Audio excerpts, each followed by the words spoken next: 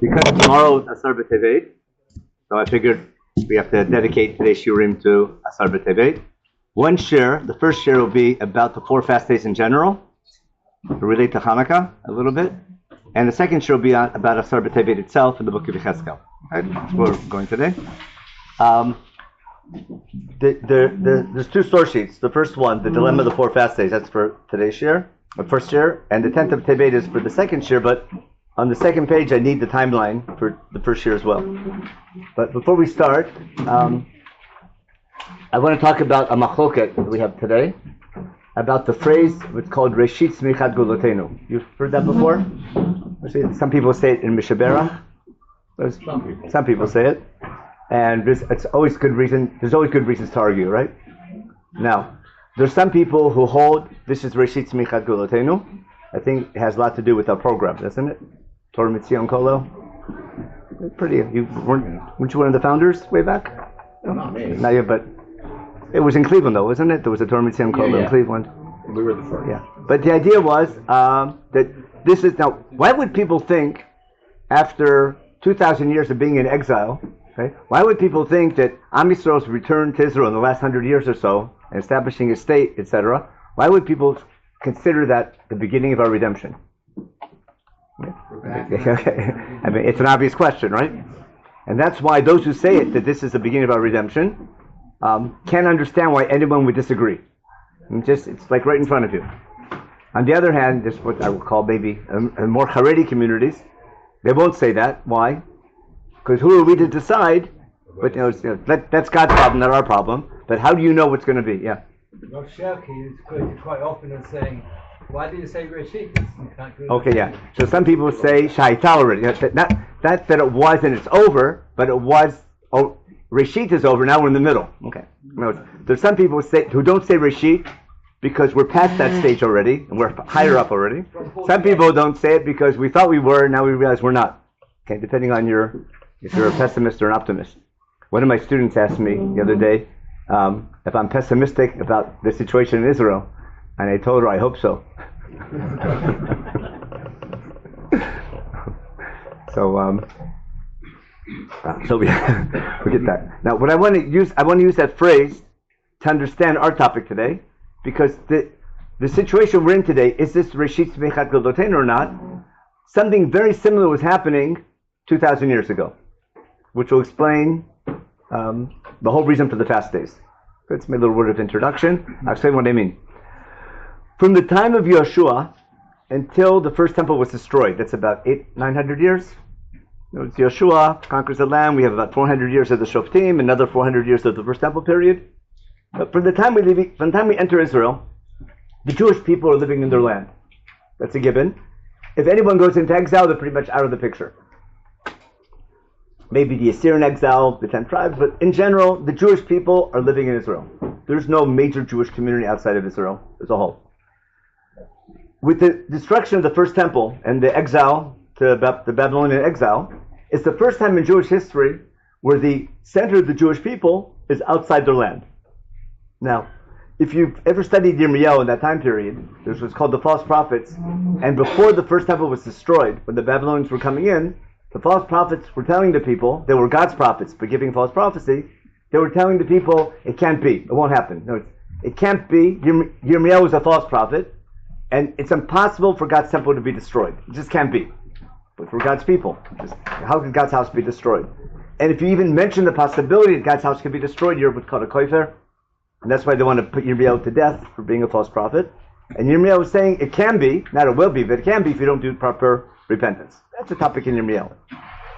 Now, because so many primary religious leaders were claiming to be God's prophets, but they were saying things that they were hoping were true, but really weren't true, we're telling the people it can't happen, and we can take on the Babylonians. God's fear is, when the Babylonians do take over the temple, and Yirmiyahu is proven right, and destroy the city, what conclusion will the people reach who survived the whole fiasco? Those who survived the destruction and go to exile in Bavel, how will they view their Judaism? The rabbis were wrong, number one, which means either the rabbis are wrong or God left us. Or maybe this whole thing was there is no such thing as a God or anything like that. it's very likely for the people going into exile to reach the conclusion it's over, and now you're living in Bavel. You have to follow Babylonian gods. Remember Marduk and all those Babylonian gods, the famous ones. But in ancient times, people had like national gods. So there was the god of the Jews, and there was the god of the Babylon. And wars were like football teams. Remember, everyone's got their mascot. That was the ancient understanding of God, small g. And therefore, God is the top capital G God is worried that once he brings a destruction, the Jewish people give up hope, and therefore there'll be two prophets whose main job is to make sure that people don't give up hope. That'll be Yirmiyahu and Yechezkel. Yirmiyahu in Jerusalem, telling the people there can be destruction, but one day you'll come back. Remember, Rachel Mevakal Banah, all the psukim of Zichronot we say. Remember, Miniko Lech Mibechi, because they're coming back. The Shabu Banim, the Gvulam, those are all famous psukim. And Yechezkel, he's the Navi with the Babylonian exile, telling the people, even though you're in exile, you're the future of the Jewish people. Those people still in Jerusalem, they're finished, and the future of Israel is in Muncie. And you have to keep the candles lit. Now, okay, with that background, I want to talk about the situation 50 years after the temple is destroyed. Now, just a quick review. Again, I'm assuming you're familiar with all this. The Jewish people go into Babylonian exile. Yirmiyahu was the last Navi in Israel with the people, with the exile. And he tells the people, the Babylonians will take over. They'll destroy the temple. But in 70 years' time, what will happen? See on the right? What's going to happen after 70 years? That's the mistake people make. Right? Yirmiyahu didn't say, after 7 years, I'm bringing you back. Yirmiyahu said, 70 years, the Babylonians are going to control the Middle East. Nothing you can do about that. After 70 years, the Babylonians are going to fall. And it'll be possible to come back. If you come back, that's a little complicated. Because only if you want to come back. You have to prove to God you're worthy of coming back, then you can come back. And sure enough, 7 years after, actually 50 years after the temple was destroyed, but 70 years since the Babylonians came into power, there's enough people in the Middle East. Remember what happened? The Persians, Iran defeats Iraq. If you take modern day terms, nothing's changed. There's Iran wars for several years, and Paras.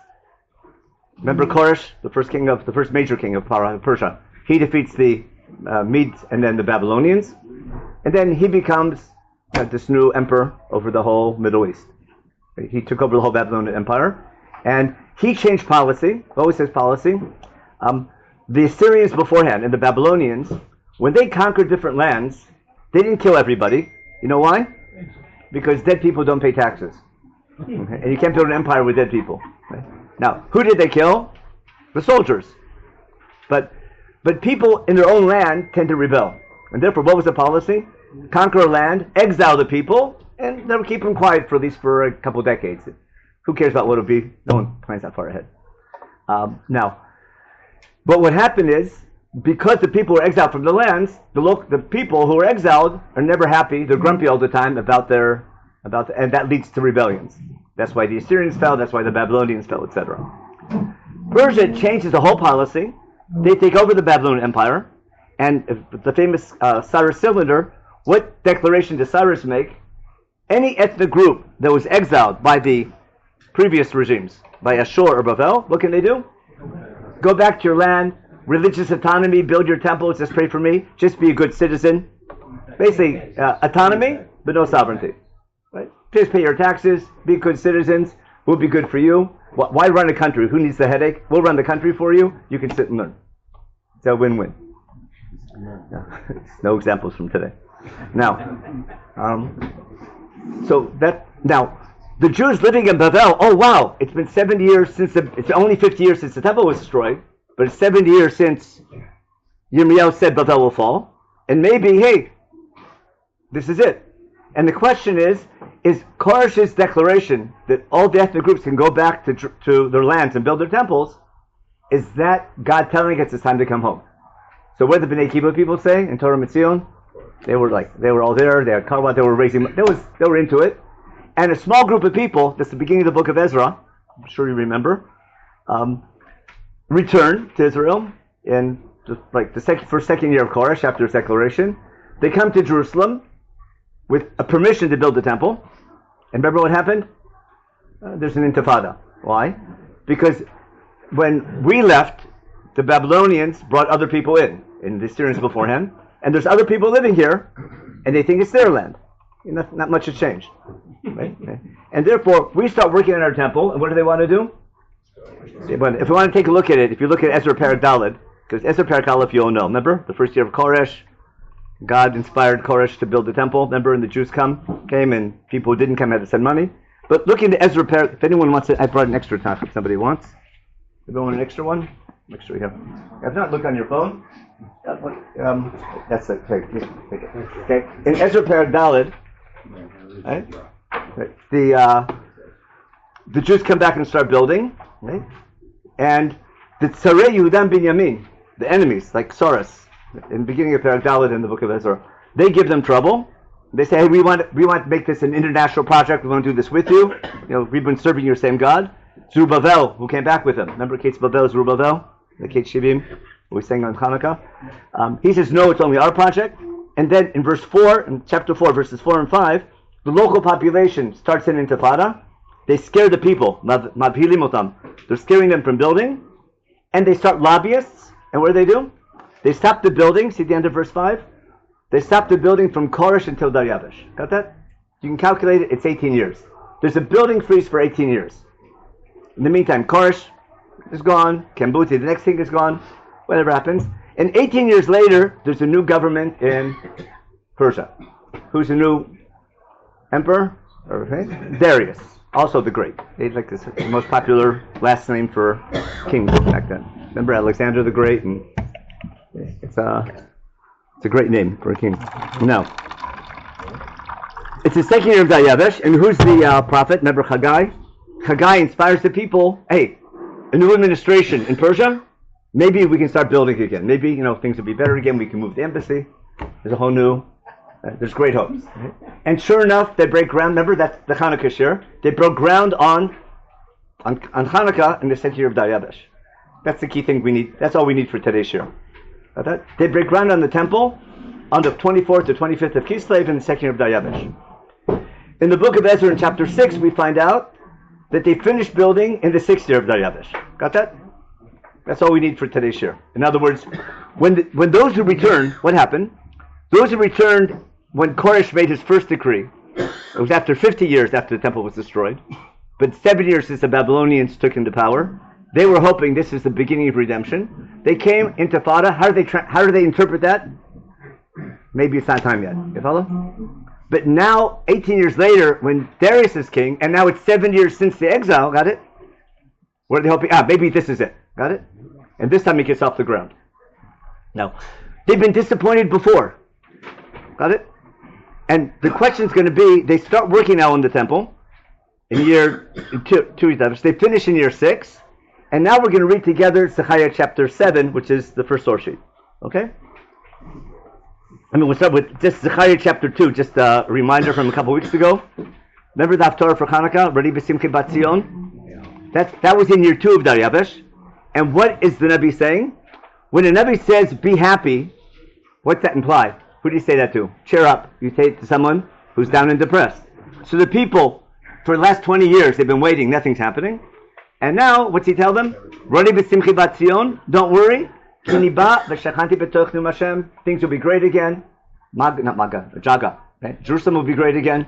Right? That Haggai says at Mamish in Perek Bet. It says, Gedo yeh kvod habayit hazeh achron min harishon. This house will be greater than the first one. There's great hopes for a recovery. And in the beginning of Darius' reign, everyone's hoping this is Reshit Tzmichat Golatenu. Right, now, in year 4, and that's the beginning of chapter 7. That's on our source B. Right? B'shanat Arba, the Daryavish HaMelech. It's year 4 of Darius the Great. Got it? Remember, year 2 they break ground. Year 6 they're going to finish. For Jerusalem, that's pretty fast. The light rail is going to take a lot longer, but they're building. It's a building project taking 4 years. So in year 4, what's happening?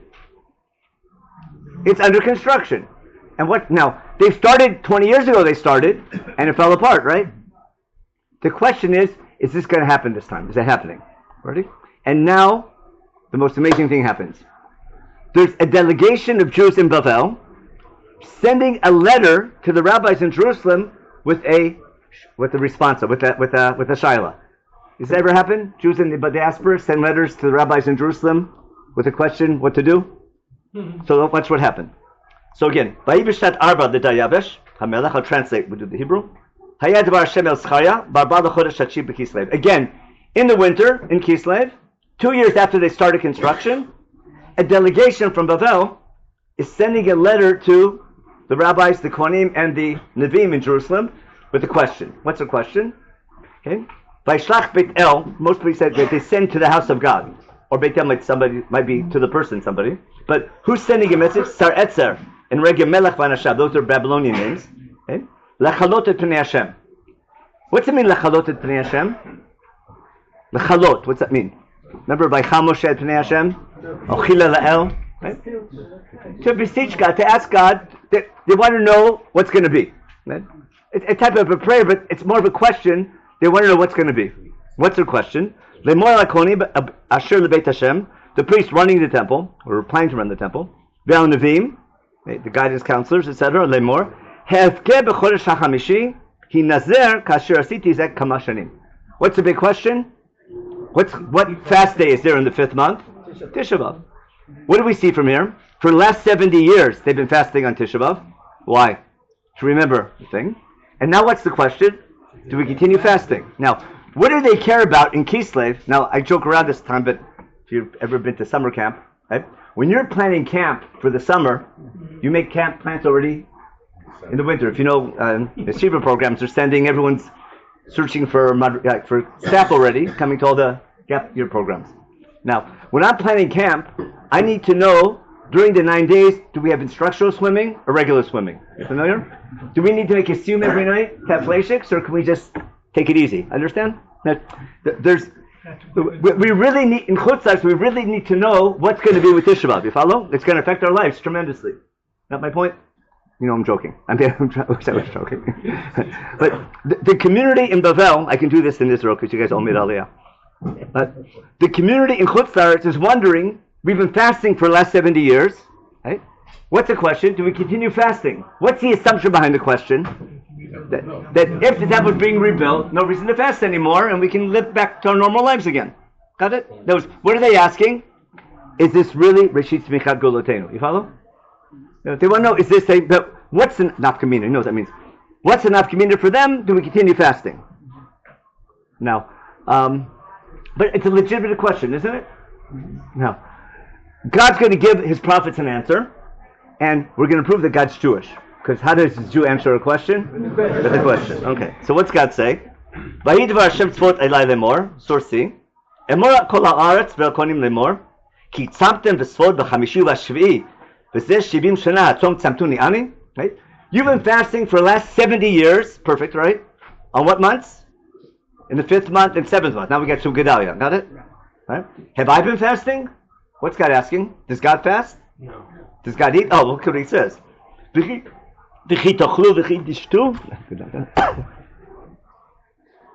Perfect timing. When you eat and when you drink, okay? Right? Did God tell you to fast? Who decided to fast? The people did. Basically, God's saying, don't ask me the Rabbanans, ask me the Oraita. You guys instituted fast days, that's your problem. I didn't tell you guys to eat, I didn't tell you guys to fast. Understand? Now, it says, basically saying, you know what a klutz kasha is? Yeah. It says, you're asking me a klutz kasha. Like, leave me alone. You follow? You want to fast, that's your problem. Now, here's what you should ask. What are you asking? In essence, what are you asking? Is it really happening? Is this Reshit Tzmichat Golotenu? Got it? And God's answer is going to be right on the mark. He says, don't ask God, ask yourselves. And this is the key, and I want to prove it now. Right?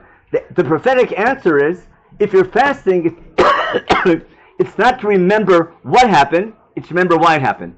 And if you want to know, is this temple going to get off the ground? It's not up to God, because it's not predetermined, rather. It's up to you. God's giving you an historic opportunity. What you do with that opportunity, that's up to you. So God's answer is going to be, you shouldn't be asking, is this Reshit Tzmichat Golotenu? You should be recognizing it could be, But it's not up to God, it's up to you. God gives you the opportunity, you have to do your side. And therefore, remember why the first temple was destroyed. And if you want to know what will make this one get off the ground and be successful, don't make the same mistakes of the first temple period. Now, who are the prophets of the end of the first temple period? What are the classic names? What do we know them as? Yirmiyahu, Yechezkel, and even Yeshayahu towards the end. And we call them Nevim Achronim. But in the time of Zechariah, we call them Nevim Rishonim. Because they're the prophets of the first temple. Got it? So this is what he says now. Okay? Pasuk Zayin. Halo et advarim asher kara Hashem biyad hanavim harishonim. Got it? What we call Nevim Achronim, he's called Nevim Rishonim. B'yod Yerushalayim yoshevet ushleva v'arav tzvoteh v'negev hashvela yoshev. What's he saying? Remember, with Yirmiyahu and even before, with even Yeshayahu, before the temple was destroyed, there were the people, how you have to fix your ways, have to do, if you don't do tshuva, I'm going to destroy the temple. Remember, that's what Yirmiyahu warns them, and beforehand Yeshayahu. If you don't fix your society, things will get bad. I warned you, you didn't listen, and that's why I brought the destruction. If you want to make sure it works this time, don't make the same mistakes. Got it? Now, I want to read for me? I know you read good. I forgot your name again. You're? Mike. Okay, Mike. Read from Source D. Now, I should take a break for a second. Ask anybody in Yeshiva world nowadays, why was the first temple destroyed? What? The big three, right? Okay. And why was the second temple? That's a classic answer. That's the Gemara in Yoma, which is always misunderstood. Why? Because the Gemara in Yoma is assuming you know your Nevi'im. And the big three is not from Yirmiyahu, it's from Menashe. And that's why the Assyrians took over. That was the Gzar Din, the decree of Churban, of Beit Rishon, happened in the time of Menashe. It's Melachim Bet Perachaf Aleph. Okay? And there, in the time of Menashe, we have the big three. In the meantime, there's a recovery in the time of Yoshiel. If we have time, we'll go over the years. That's on the timeline for the next year. In the meantime, there's a recovery, and the Assyrians fall, and the Babylonians haven't come in yet, and Yoshiel rebuilds the temple, gets everybody back, and everything's great, and then it gets bad again. But we'll see why the first temple fell. Now we'll read. Read from, again, source D. וידבר השם אל זכריה לאמור, כה אמר השם צבאות לאמור, משפט אמת שפוטו וחסד ורחמים עשו איש את אחיו. What was the message of the early Nevi'im? Build a just society. Make sure there's justice. Make sure there's a judicial system. I don't want to say the word reform, I'll get in trouble. And be kind, chesed and rachamim, do one for one another. Continue. באלמנה ויתום וגר ועני אל תעשוקו ורעת איש אחיו אל תחשבו בלבבכם. Got it? Don't listen to our roots, our Basli R13. Got it? Don't play the Sinat Chinam game. Now, Sinat Chinam is a problem in the Enabite Rishon as well. That was the warning. Why? You're a nation representing God. You have a temple, you're representing God. If the people representing God don't have a just society, you're making God look bad. And Yirmiyahu is going to say, if you don't fix your society, I can't allow the temple to stay. Your temple is your reminder that you're God's people. If you can't wear the badge, I'm God's people, and not act accordingly. And therefore, Yirmiyahu warns him, I can't allow this temple to remain, and I can't allow you to stay in this land if you don't do a good job representing me. I have to do something, I'll warn you and give you warnings, but if you don't get it, I have to do something drastic. Okay, now, what happened? By Manu Lakshiv. Continue, Gidal. You know what that means? They didn't listen. Continue. It's called a cold shoulder, right? Or like a rebellious shoulder. And they didn't have hearing aids back then. What's shamir? Remember? That's that hard stone that you used to cut that for the mizbeach. But shamir is like it's a hard cutting stone. Now, that means their hearts were like stone. Continue. משמוע את התורה ואת הדברים אשר שלח השם צבאות ברוחו ביד הנביאים הראשונים. ויהי כסף גדול מאת השם צבאות. Okay, so according to Zechariah, why was the first temple destroyed? A lack of justice, kindness, and a society full of sinat chinam. Understand? Continue. And therefore, when God brings the Babylonians to punish them, the people come to the temple and pray, save us from the Babylonians. And what did God tell Yirmiyahu tell the people? I'm not listening. I'm on the other team. and davening ain't going to help. You can fix your ways, but davening alone is not going to do it anymore. Those days are over. That's like really harsh, but that's Yirmiyahu in a nutshell. Again, but asareh means I scattered them, like a sarah. Got it? Continue. ואסרם על כל הגויים אשר לא ידעון, והארץ נשם אחריהם מעבור ומשם, וישימו ארץ כנדה. Neshama. Okay. By the Vars neshama means destroyed, like not neshama, but like shama, like destruction. Shmama. Achreim. And Over V'Shab is not your bank account. Over V'Shab is no one's passing through the land, and a beautiful land became desolate. No. So that was why the first temple was destroyed. Now we have to see what's happening now. No, but that was 70 years ago. Now what's changing? Remember the people asking a simple question, no, do we have to fast? And he's going on this whole spiel. Got to give him. Continue. Vayidvar. Perachet now. וידבר השם צבקות לאמור, כה אמר השם צבקות, קינאתי לציון קינה גדולה, וחמה גדולה, קינאתי לה. What's that mean? Kina is not jealous, but zealous. No, I'm zealous now. God's interested. He's motivated. He really wants to bring redemption. From God's point of view, He's ready to rebuild the relationship, but it's got to be a two-way street. We'll see.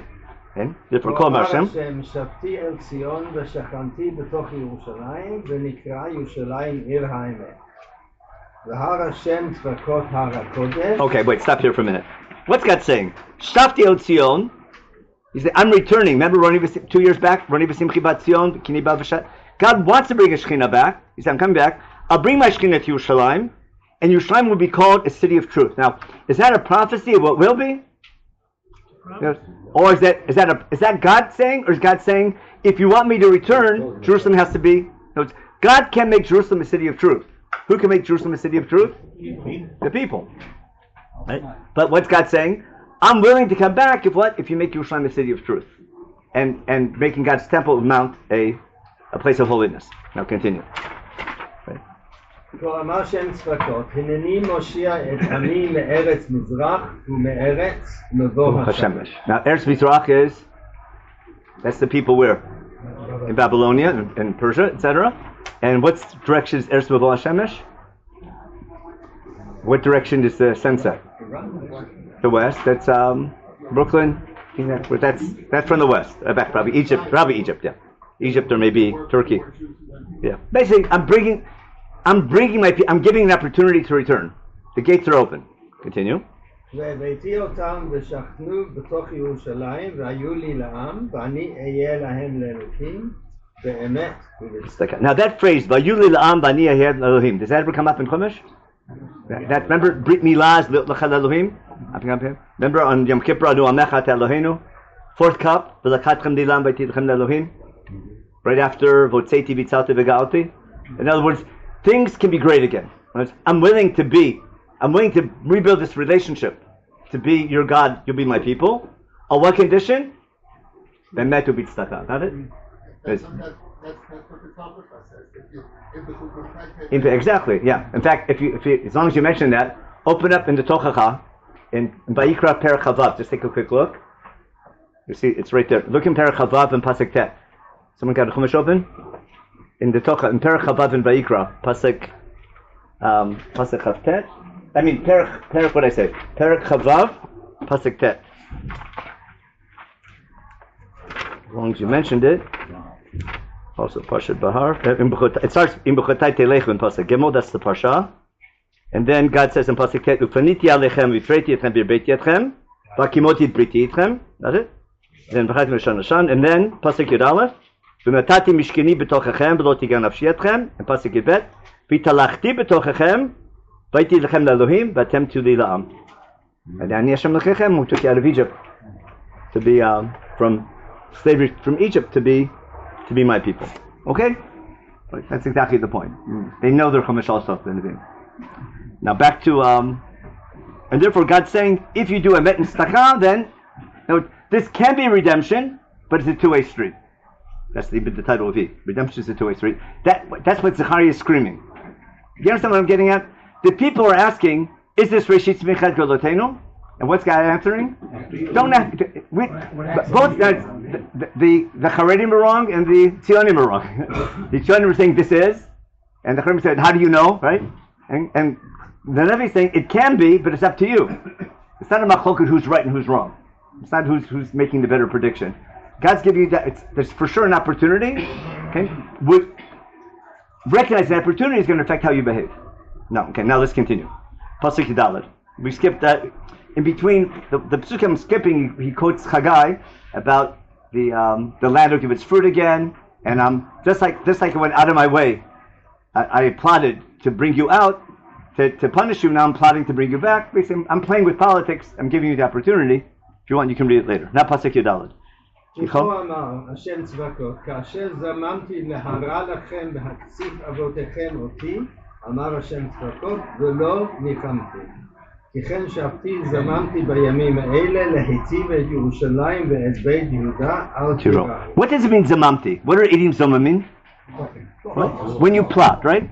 God plotted to bring us down when you brought the Babylonians in. God orchestrated historical events to bring in the Babylonians to punish us. Yirmiyahu screams that, right?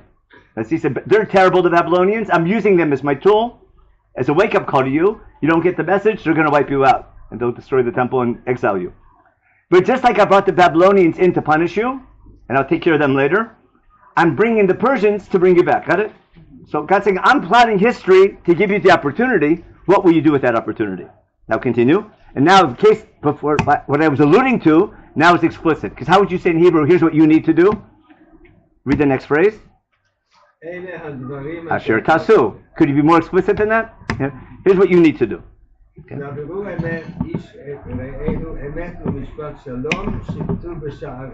Got it? Is that clear? In other words, if you want redemption to work, what's the most thing you need to do? Right? Truth. Yeah. So make sure you have a nation living a life of truth and justice. Got it? And that should be screaming. The hill should be screaming. We'll see in a minute. Truth and justice in your land. Now. And if you act that way, God will orchestrate so things will be good. You don't do that, God will make sure there's trouble again. Okay, continue. Notice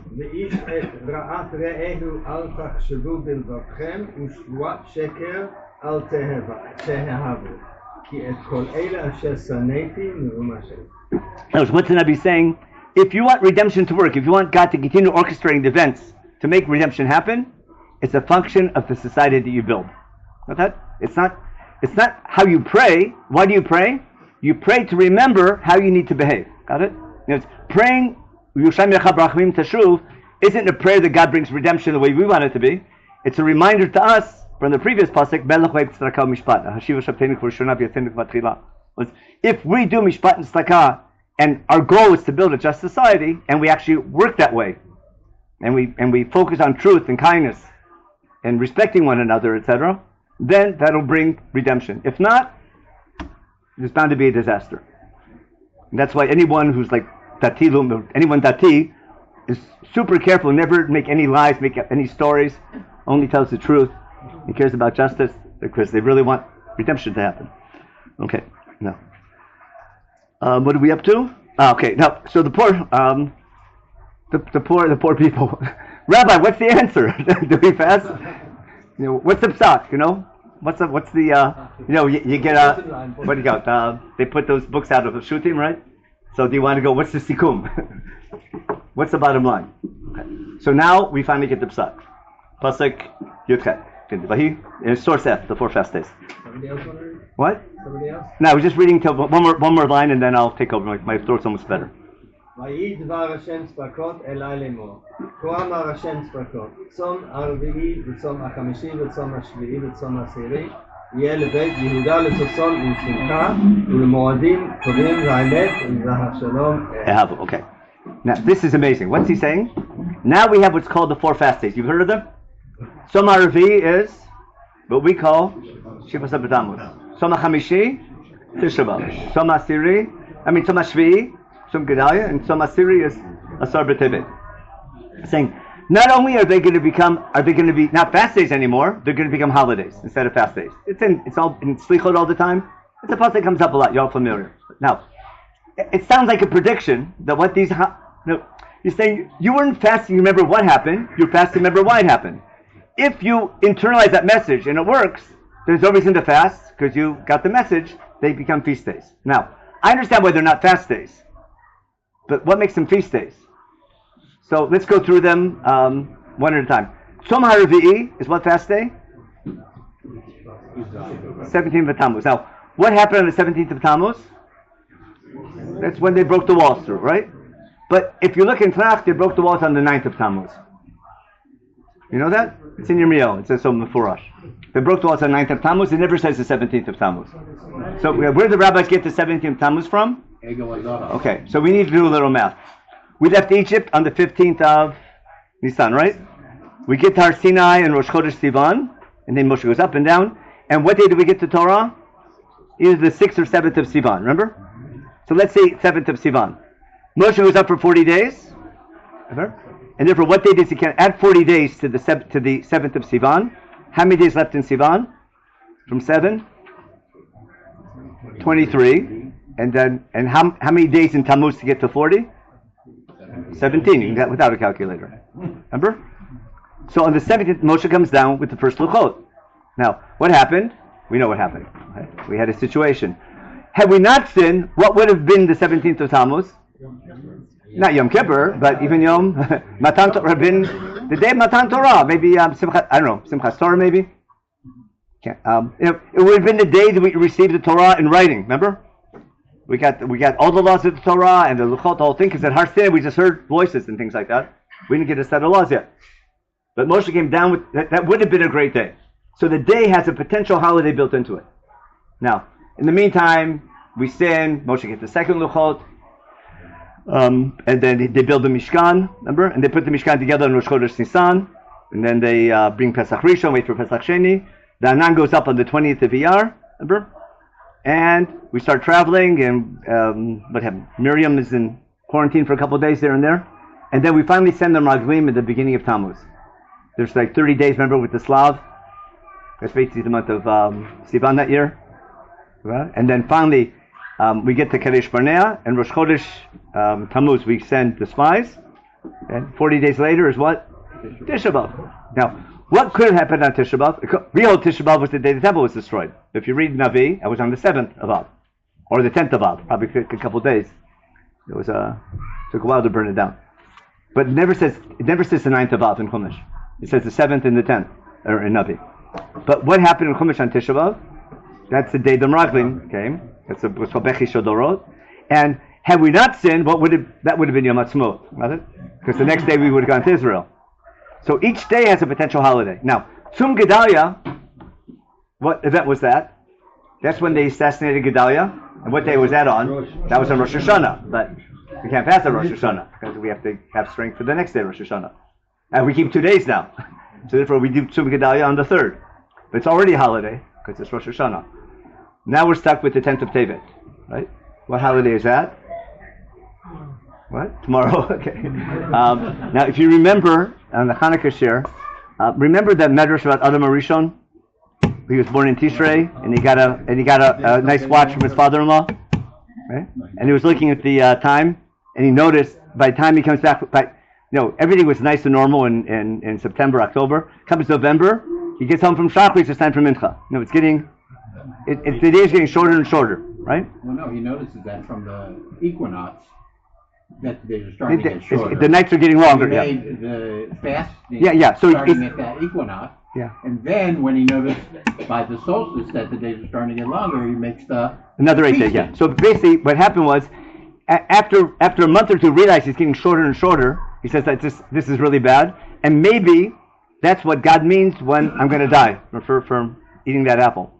And therefore, he does tshuva, and he starts fasting. He fasts for 8 days. After 8 days of fasting, he looks at his watch and notices, hey, it stopped getting, the days are starting to get a little bit longer. He made an 8-day celebration. Got it? Now, the next year, what did he do? He made both of them Yom Tov. So 8 days. Now, that's Gemara Avodah Zarah saying, that's how Saturnalia and Kalanda, those two Avodah Zarah holidays, we need to know that because you can't make business deals with Goyim on their holidays. That's why you have to know Goyish holidays, so you know when not to make a business deal, or find a heter to do it anyhow. Now back to So the 8 days that he fasted, basically, that is Hanukkah. That's 8 days before the solstice, and the 8 days afterwards is going to be. So Hanukkah ends on the 2nd of Tevet, didn't it? 8 days later is the start of Tevet. So maybe it's a winter solstice holiday. It could be. That basically things are dark. Things can always get better. It's what to celebrate, especially in the middle of the harvest month when it's dark. Either way, the fast days can become holidays. That's his whole point. Make sense? Now, on what condition? What's it say? Where's the condition? V'emet v'shalom ahavu. Right? If you love doing emet and shalom, which is a summary of everything you just said, wasn't it? Right? Therefore, if you love emet v'shalom, the fast days can become holidays. So basically, what's God's answer to the people? Don't ask me, do we have to fast? That's up to you. And that's the Gemara when it talks about, do we continue fasting or not on the fast days? What's called rotum mitani rotum. If there's peace and we're back in our land, right? We don't have to fast. If we're peace, but it's not, it's like half and half. It's not ideal. If we want, and if we're in exile, for sure we fast. And if it's halfway, you follow? It's up to us. Rotum mitani rotum. It's up to us to decide. It's a half day. Okay. It's called rotum mitani rotum mitani. That's the sugya the Gemara talks about. Mitani. Now, what happened? But we don't know what they did, but that was his answer. Got it? But he didn't finish yet. But Bemet V'Sham Mahavu is the condition. Now continue. Okay. Now, he doesn't finish yet. There's even a long-term goal. Because the goal isn't just the Jews returning. Now we're thinking, remember Nevi'im Rishonim was not just Yirmiyahu, it was also Yeshayahu. Remember Isaiah chapter 2? In case you ever go to a demonstration in New York and go outside the UN, there's a wall there called the Isaiah Wall. And what's written on it? And they'll turn their plowshares into swords, and or the other way around, okay. And but why? But what don't they say? But the next line is Ki mitzion tetzei Torah dvar Hashem Yerushalayim v'Shabbat ben Goyim. They don't quote that, of course, but they're quoting Isaiah, which means our goal is not just our having a country, but our being a country that other nations look up to and respect, and we can have an impact on other nations and bring them towards God. And therefore, not only if you do Ebed for Shalom, that will enable you to live peacefully in your land and have a temple, but you'll be able to accomplish a much wider goal of being a nation representing God. So listen how it goes long term now. Source G. The time will come where other nations will come from many places, many cities. Listen carefully now. Okay? People from other countries, from other cities and other nations are going to come and say, I want to go where? I want to visit Jerusalem. Right? To do what? Have we had that before? What was happening in the beginning? Jews from the exile were coming lechalot et pnei Hashem, asking what question? Do we fast on Tisha B'Av? He says, if you guys, instead of asking klutz questions, right? If you actually did something about it and made aliyah and made this happen, right? You wouldn't be coming asking questions, rather. Non-Jews will be coming from all over the globe to come to you for guidance. And they'll come lechalot et pnei Hashem. He's sort of being sarcastic to the people about where you're holding in this process of redemption. Okay? And then many great nations will come. Remember, what did Yitzchak tell when he blessing Yaakov, thinking it was Esau, but he was blessing the nation? Remember? Remember, you should be blessed. Other nations will respect you, etc. And that's a blessing for the Jewish people. Ideally, we should be in a position where other nations will come and look up to us. Actually, look at the bottom in H. That's it, right there, right from the Isaiah wall. Okay, see H? You know what that means? Achrit hayamim? It's not, no, that's Achrit hayamim. Okay? Achrit hayamim means the next gen. Acharon means next. Remember that? Acharon, like Acharon Chaviv? If you're a Gabbai. If there's an Acharon, it means there's another Aliyah coming up. There'll be another Hosafa. Because there's a Bar Mitzvah. Like with Rachel and... yeah, like Acharon, that's where the Acharon Chaviv. Acharon always can mean next. Now, the last next will be last. But Acharon can mean next. And then, now, That's in the time of Uzziel, when things are really good. And the Navi is saying, by the next generation, you can be in a position where other nations will look up to you if you fix your society. But your prosperity got to your head, and then Isaiah goes on a rant in chapter 3, at the end of chapter 2, and nails at the people for their affluence. Now, that's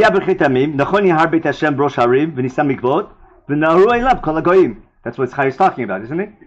He's saying there's a long-term goal. The goal isn't our own redemption, but rather our ability to facilitate holiness and godliness to the rest of the globe. Word for word now, pasuk gimel. And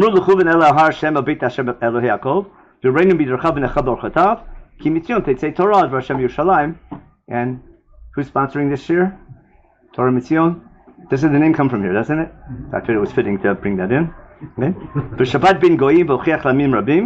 It would be like the arbitrators for other people that will solve the sixth between Russia and Ukraine and between whatever we have to do.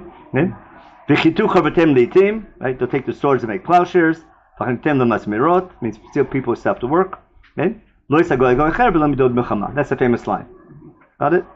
Now, and then where does it say Kimichon Teitei Torah? Yeah, right there. By the way, Torah doesn't mean Torah here, does it? What's it mean? Instruction.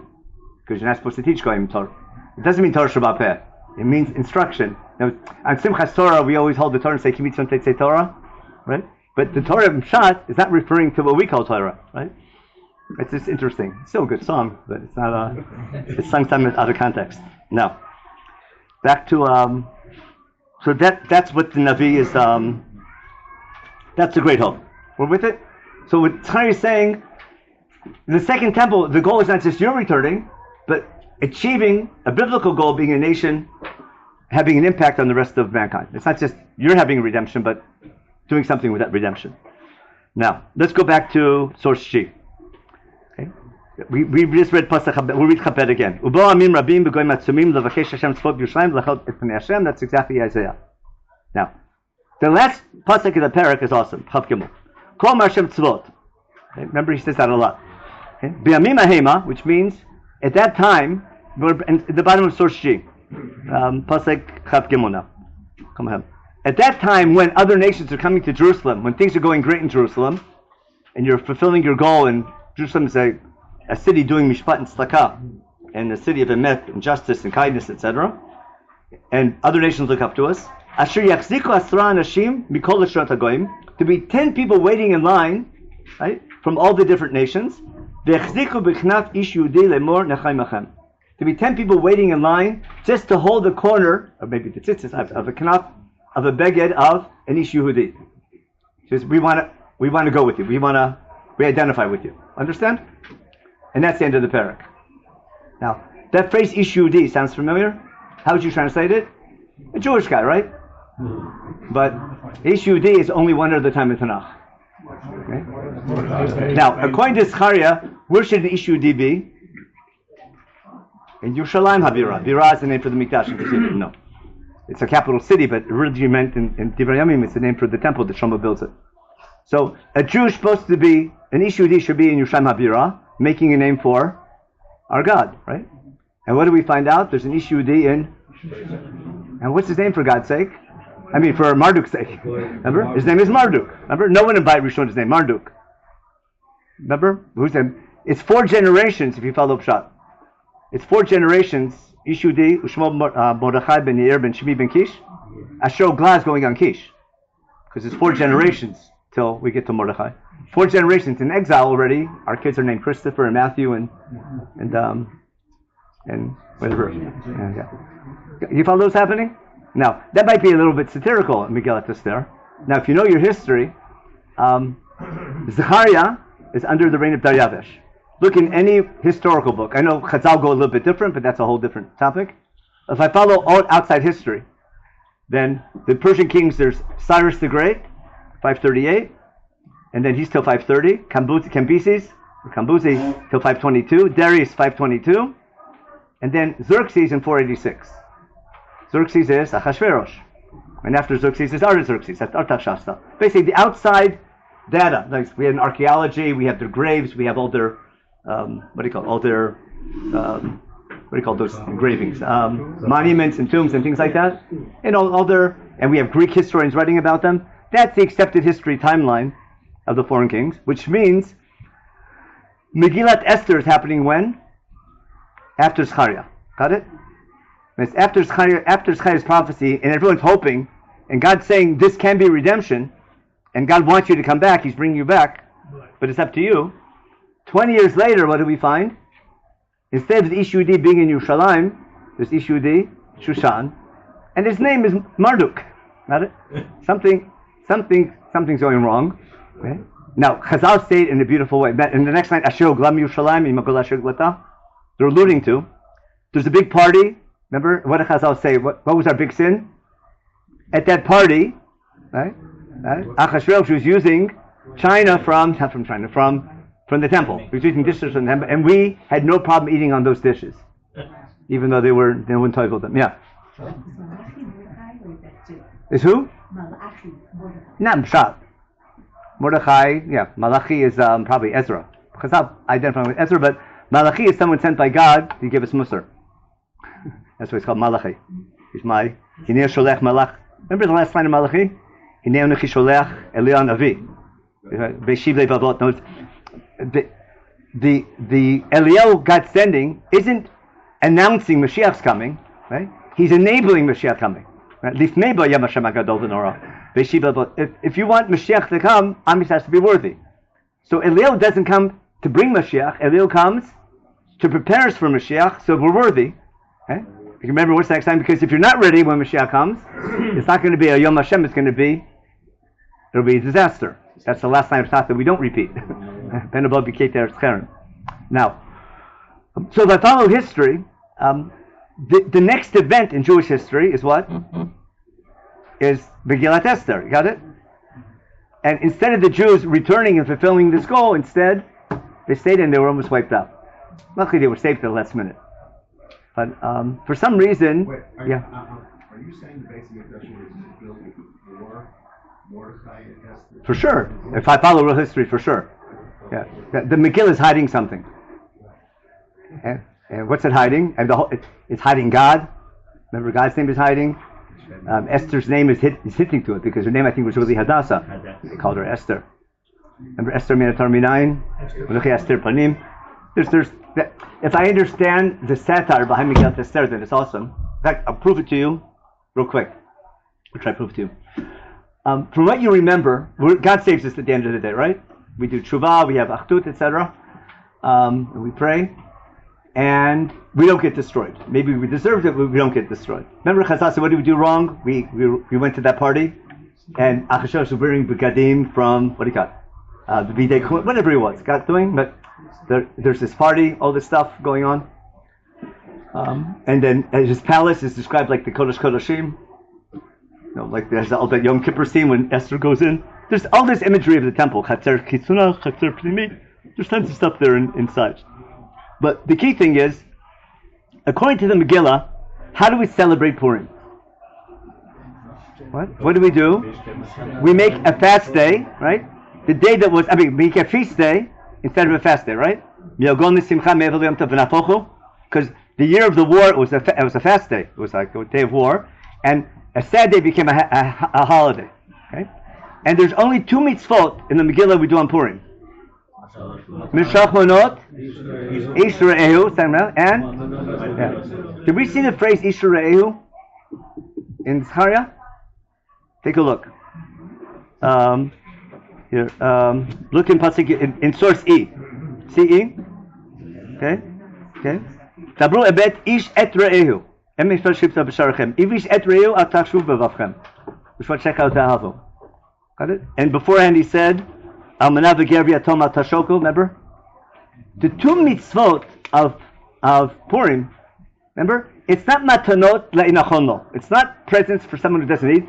You have a mitzvah to give presents to your friends. You follow? Not to poor people. Yisrael. That builds friendship and community. There's no other mitzvah like that. It's unheard of. But if I know Zechariah, then it looks like the holiday of Purim is a virtual Zechariah feast day instead of fast day. Because I'm turning a fast day into a feast day, and doing mitzvot of emet and tzedakah. Now, I'm going to show you a little proof. If you have a Tanakh open up your phones also. Open up the end of Megillat Esther. There's no more Hamans, so we don't pay attention when you were a little kid. But look in the very end of Megillat Esther. She sends a letter. What's the first letter in Perek Tet? She sends a letter to all Me'asim Sheb of Medina to keep Purim. Yimei Mishteh B'Simcha. Remember Be'evel Yom Tov. Lasotam and Mishloch Israel V'Atat Levyonim. That's the first letter. I think it's a Pasach Chaf Aleph. Make sure it's still there. In Perek Tet of Megillat Esther is hidden in the back. Esther is before the Neo. Esther in Perek Tet. Just look what's in the first letter. In Pasach Chaf. ויכתוב מרדכי הדברים האלה וישלח ספרים לכל היהודי באשרו בניית המלך אחשוורוש קרובים חגים לקיים עליהם להיות עושים את יום 14 ביום אדר ואת יום 15 אדר בכל שנה ושנה כאשר אנחנו מהם יהודים אביהם אשר נפק להם יגון מעבר ליום טוב לעשות אותם ימי משתה ושמחה ומשלוח מנות איש רעהו מתנות לאביונים. Got it? משתה ושמחה instead of אבל. You say a fast day to a feast day and doing those two mitzvot and then בקיבל היהודים etc. Got it? Which means they didn't keep it and therefore she has to send a second letter. Look in Pasach Chaptet. Okay? And they make a big, right? I like to say there's a tough question. You see a tough question? Why is the tough big in Pasach Chaptet? Got it? It's highlighting something. Now, Vatichtov Esther Hamaka Bat Avichail Mordechai HaYehudi it's called Tokef. In other words, under the authority of the Persian position they're in, they're writing a letter to all the Jews enforcing to what? They're sending a second letter to make sure they keep the first letter. Got it? Listen what they're saying. What's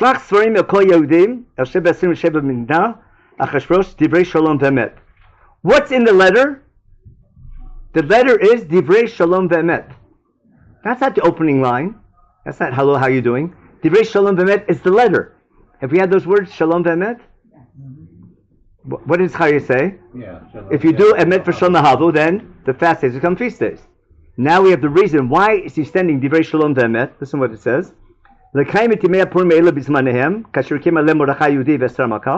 To make sure the Jews keep Purim the way Mordechai and Esther said. Just like what? Kasher kimua anafsham dalzaram divrei hatzomot v'zakatam. What are divrei hatzomot v'zakatam? That's not Tani Esther. That's only 1,000 years old, Tani Esther. Okay? It's the 4 fast days of Zechariah. We're saying, just like you were fasting to remember Yerushalayim, now you're feasting to remember Yerushalayim according to Zechariah. Got it? And therefore, what are the mitzvot? If I know my Zechariah, I understand not every generation can come back and rebuild the temple, but every generation can make themselves worthy. And what are the most basic mitzvot to make us worthy? Shalom ve'emet, which includes ma'atot ish l're'ehu, ma'atot levyonim. Got that? And that's why those mitzvot, there's no other logic to, there's nothing in the story that has to do with those two mitzvot. Understand? Let's say Haman's hat looked like a Humantashen. So I'd make maybe a mitzvah out of Humantashen. Remember that song? Haman's hat was just like that. No, Bake a Humantash? No one knows that song? Anyone knows that? Okay, another song. Okay. They say Haman's hat was like. They make up a reason why we make Humantashen because Haman's hat looked like a Humantashen. Whatever the reason is. Actually, mine I think is poppy seed. Now, what I'm getting at is that, my time's up.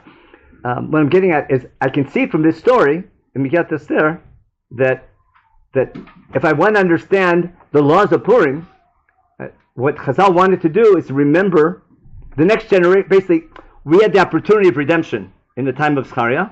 The people didn't answer the call, and they stayed in Chutz La'aretz, and we were almost destroyed. God saves us because ultimately He'll save us. Remember? That's Shira Tazinu, isn't it? Remember Chazal asked, Esther minator minayin, Anuchi Esther. It's right out of this. Everything in Megillat Esther is hidden, including God's name. And when you're hiding it so much, and it's screaming at you, you follow? It's called obfuscation. When you hide something that's so obvious, it's in order to find it. Because basically what's called the media is the message. If Elohim's name is missing in Megillat Esther, what's the Megillah want you to do? Look for God, even though you don't see, he's not obvious. That's exactly what we do with history. How do you find God in history when he's hidden? If you don't look for him, you won't find him. So, do I find God? Is God's hand behind the story of Esther? Of course it is. But how do you find it? You have to look for it behind the mask. Got it? And that's the style of Esther is the message. Hiding God's name is the key to it. And the mitzvah. But if you don't know the time period and the disaster of the potential missed, then you'll think it's a story about Jews and Gullahs. You miss the Zionist message behind it. To the point that what did Chazal do? They turned Shushan Purim into Yerushalayim, didn't they? Remember V'nafuchu? Anyway, that's a whole lot for Shira Megillah. But in a nutshell, I hope you understand what we did. What was the title? The Dilemma of the 4 Fast Days? We did not fasting, remember what happened. Remember fasting why it happened. But the idea of fast days is remember not why Jerusalem was destroyed, but if we want to rebuild it, how we need to behave to make it worthy. And therefore, we're not fasting and praying, God bring redemption. We're praying and fasting, remember how we need to behave to be worthy of redemption. And that's a whole different, that's not a religion, that's Judaism, that's a way of life. That's Judaism and not Judaism as a religion, but it's a way of life.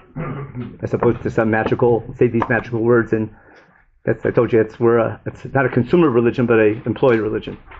We're God's employees and not consumers. Anyway, enough Musar for the day. Yeah, a real quick question. We can take a break now, but the next year we'll go to Asher B'Tevet itself in Yechezkel. Yeah. I'm just curious, but again, the temple was rebuilt, it Uh-huh. did last. How does that all fit? I mean, it got, the Kuzari, Rabbi Menachem Leibtag talks about it in Mamar Shtaim. He says, he brings exactly these psukim. He said, what happened to Zechariah's Nebuah? He has a great line there. I should have bought it. He says, we get into it as much as that the Nebuah has a potential, and you get out of it as much as you put into it. In other words, it could have been 100%. We put in 20%, we got 20%. We had sovereignty for about 50, 100 years of the Hasmoneans, which wasn't so great. We had our temple, but it was on a low fire. Got it? It was on a, we didn't fulfill our goal. No nations came and looked up to us during the Persian time period. Under the Hellenist time period, no one looked up to us. They tried to, on the Roman period, we had a bunch of right-wingers, right, thinking we take on the Romans, but we didn't have other nations coming, oh, what just an upright nation you are. Instead, we were just killing ourselves, fighting with each other. I mean, there's a lot to learn from Beit Sheni. It had potential. We take out of it, God gives us potential, but we have to live up to it. If we don't, we're in trouble. Yeah.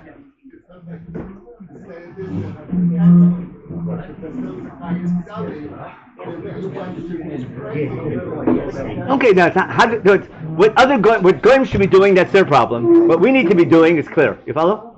Yeah, that's the main thing. But we need to work on what we need to be doing, so that, and then hopefully that then they'll do what they need to do.